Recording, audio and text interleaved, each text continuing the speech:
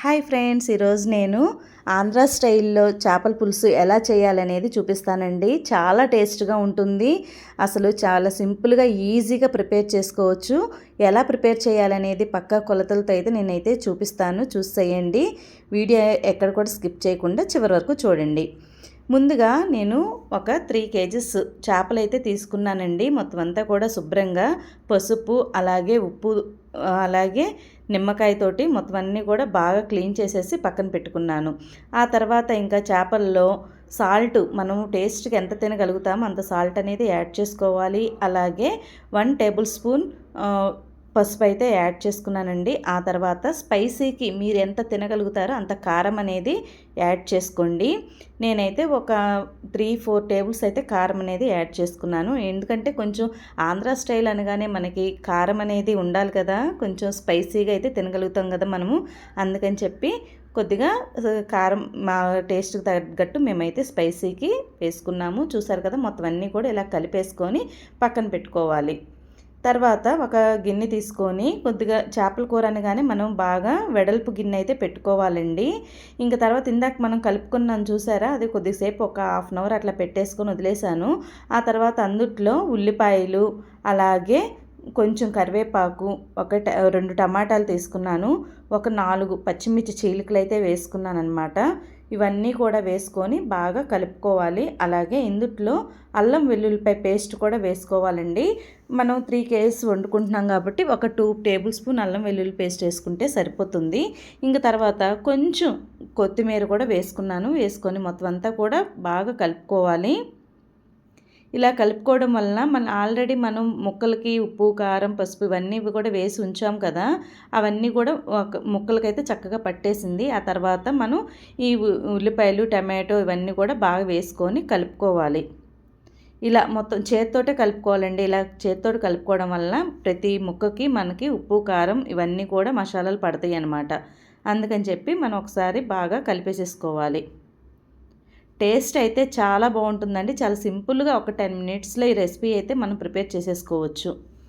నేను చెప్తున్న విధంగా ఈ విధంగా మీరు కనుక చేపల కూర చేసుకున్నట్లయితే మళ్ళీ మళ్ళీ చేసుకొని తినాలి అనిపిస్తుంది మీకు కూడా. మాకైతే చాలా బాగా కుదిరిందండి కర్రీ అయితే. ఇంక మనం ఎప్పుడైనా సరే మనం చేపల కూర ప్రిపేర్ చేసుకోవాలి అంటే బాండి పెద్దగా పెట్టుకోవాలన్నమాట. నేనైతే మా ఇంట్లో ఇది పెద్ద డేక్షా ఉంది. ఆ డేక్షా అయితే పెట్టుకొని ఇంక దాంట్లో ఆయిల్ ఒక 4 స్పూన్ల ఆయిల్ అయితే అంటే గరిటెలు కర్రీకి ఎంత అవసరమవుతుందో అంత ఆయిల్ అయితే వేసుకోవాలి. ఆయిల్ బాగా మగ్గిన తర్వాత మనం ఇవన్నీ కూడా కలిపి పెట్టుకున్నాం కదా, చేపలకి మసాలా ఉప్పు కారం అలాగే ఉల్లిపాయలు పచ్చిమిరపకాయలు కొత్తిమీర కరివేపాకు మెయిన్ ఇంగ్రీడియంట్ అండి. ఇందులో కరివేపాకు వేసుకోవడం వల్ల టేస్ట్ అనేది చాలా బాగుంటుంది. ఇట్లా వేసేసి ఒకసారి ఇట్లాగా మనం చూపిస్తున్నాం కదా, ఈ విధంగా అయితే కలుపుకొని పక్కన పెట్టుకోవాలి. చూసారు కదా, ఈ విధంగా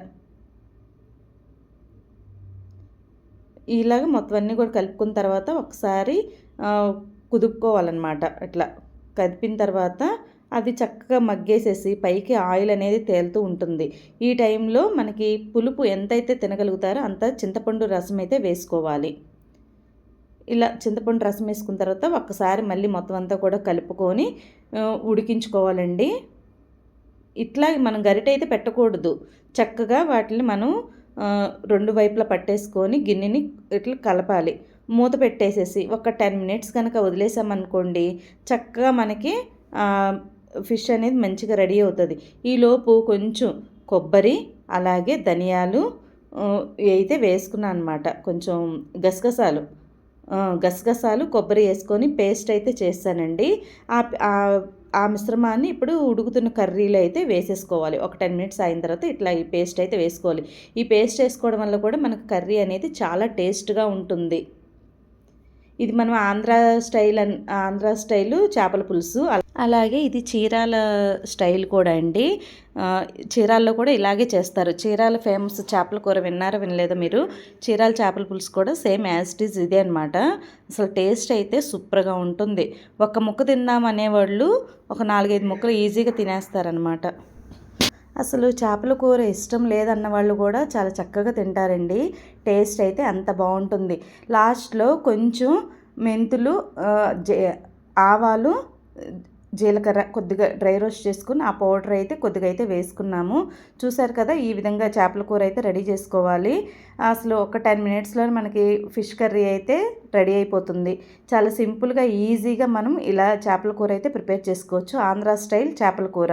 ఈ వీడియో కనుక మీకు నచ్చినట్లయితే తప్పకుండా లైక్ చేయండి, మీ ఫ్రెండ్స్కి షేర్ చేయండి. మొదటిసారి కనుక మీరు మన ఛానల్ని కొత్తగా చూసినట్లయితే సబ్స్క్రైబ్ చేసుకోండి.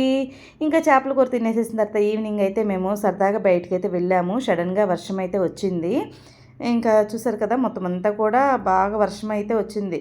అసలు సడన్గా వర్షం పట్టం ఏంటా అని చెప్పేసి అనుకున్నాము. కానీ ఇంకా కొంచెం పని ఉండి బయటికి వెళ్తున్నాం అనమాట. వెళ్ళాము, అప్పటికే కొద్దిగా వర్షం అనేది చాలా పెద్దగా అయిపోయింది. ఇంక తర్వాత పని అంతా కంప్లీట్ అయిపోయిన తర్వాత మేమైతే ఇంటికి వచ్చేస్తున్నాము. నేను చూపించిన విధంగా ఒకసారి చేపల కూర ట్రై చేయండి ఫ్రెండ్స్, చాలా బాగుంటుంది. అసలు టేస్ట్ అయితే అసలు సూపర్గా ఉంది. మనం చేపల కూర ఎప్పుడైనా సరే మార్నింగ్ వండుకొని ఈవినింగ్ తింటే చాలా బాగుంటుంది కదా. అందుకని చెప్పి మనం ఒకవేళ ఒక్కొక్కసారి మనము నైటే వండేసుకొని మార్నింగ్ తినాలి. పూర్వకాలం అయితే అలా తినేవాళ్ళంట, నైట్ వండుకొని మార్నింగ్ తినేవాళ్ళంట, లేదంటే మార్నింగ్ వండితే ఈవినింగ్ తినేవాళ్ళంట. అప్పుడు ఆ చేపల కూరకి ఉప్పు, కారాలు, మసాలాలు అన్నీ పట్టి, ఆ పులుపు అవన్నీ కూడా వేస్తాం కదా, అవన్నీ పట్టి టేస్ట్ అనేది చాలా బాగుంటుంది. ఇంకా ఇప్పుడు ఏంటంటే ఇప్పుడున్న రోజులు మనం హడావుడిగా చేసేసుకుంటాం, వెంటనే తినేస్తున్నాము. ఇంకా ఇది తర్వాత చేపల కూర అయితే చాలా ఈజీగా సింపుల్గా అయితే ప్రిపేర్ చేసేసుకోవచ్చు. తప్పకుండా మీరు కూడా ఒకసారి ట్రై చేయండి. మీకు ఎలా వచ్చిందనేది నాకు కామెంట్ సెక్షన్లో చెప్పండి.